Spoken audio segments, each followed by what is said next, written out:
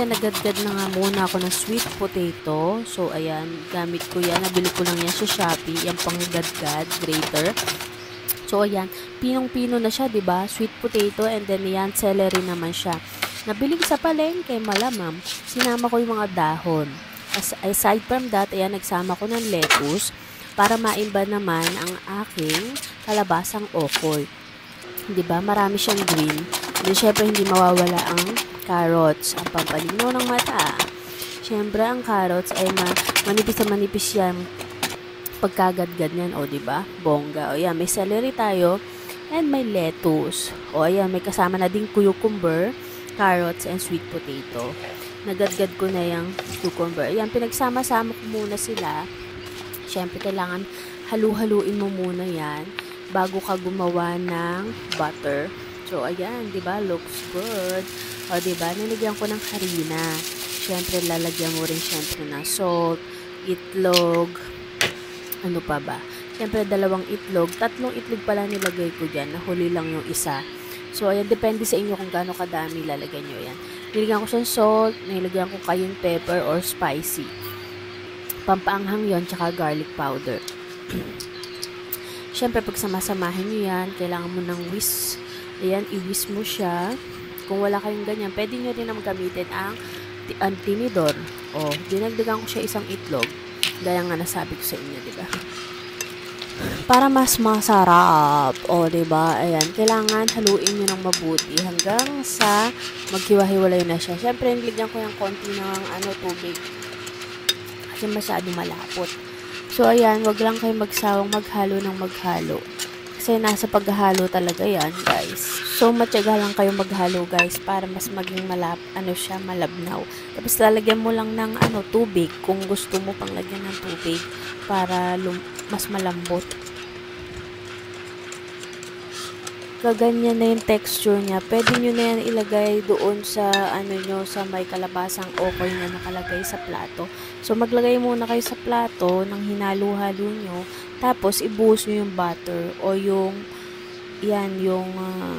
pangkalabasang okoy na yan, yung ginawa nyo kanina. So, ayan, ready to cook na yan, guys. Mas masarap yon kasi fresh na fresh yung mga dahon, yung mga gulay nyo. Mas masarap kumain ng ganon. Pero ako, nilalagay ko lang, konti lang yung butter ko. Butter, yung harina na yon, yung hinalo, yun yung tinatawag kong butter. So, make sure na kumukulo yung mantika bago nyo ilaglag o ilutuin yung kalabasang okoy. I-test nyo muna. Ayan, kapag bumula yan, it means okay na. Diba, ayan, bumula yung isang maliit na nalaglag. So, ayun, okay na yon. Mainit na yung kawali at yung mantika. Pwede ka nang mapaso pag ganon. So, ayan, diniin ko kasi nga para ma-flat siya.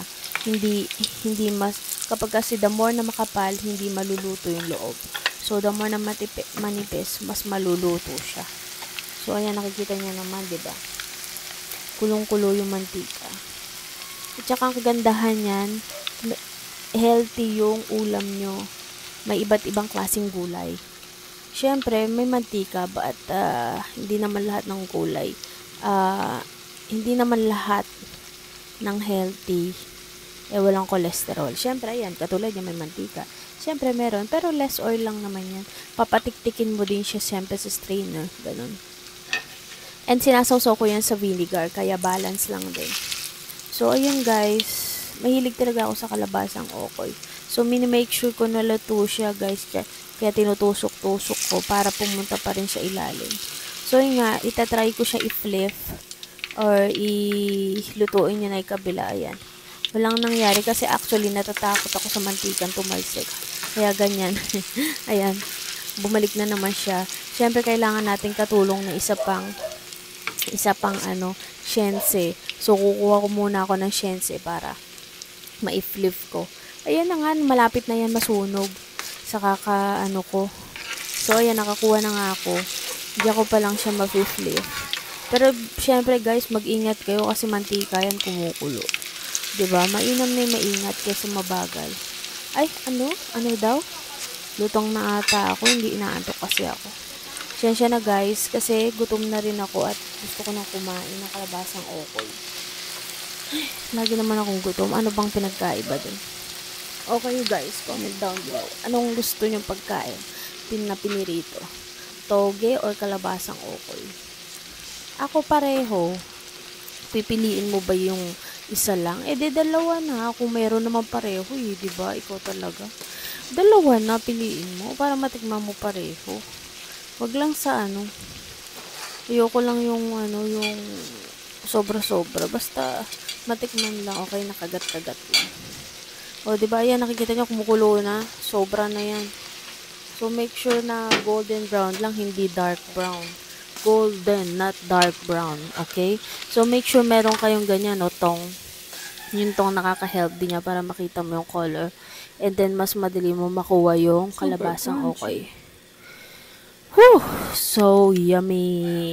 Ready to eat na. But then, syempre, para makita nyo yung itsura niya. So, yan, hindi siya masyadong sunog, makikita mo naman buhay na buhay pa rin yung green niya and pagka-crispy niya sa labas. O diba, kitang-kita nyo naman. So ayan, makikita nyo, nilagay ko siya sa parang patungan. So ayan, napatiktik ko na pala yan guys. Ayan, makikita nyo, wala na siyang mantika-mantika. Tapos, hahatiin ko siya para makita natin yung loob kung fresh pa rin ba siya. Yung makikita nyo, para siyang naging crispy kangkong yung style no sa harap. Pwede rin pala yung crispy lettuce. O, diba? Lettuce chips. O, gumawa na kayong lettuce chips.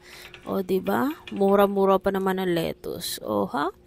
Yummy. O, looks good. O, diba?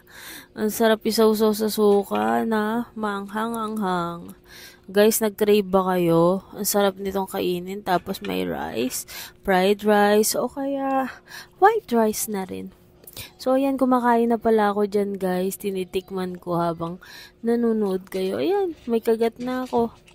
Kung gusto nyo yung i-try, comment down below kung na-try nyo na. Kung nagustuhan nyo yung aking recipe, why not? Coconut, gayahin nyo.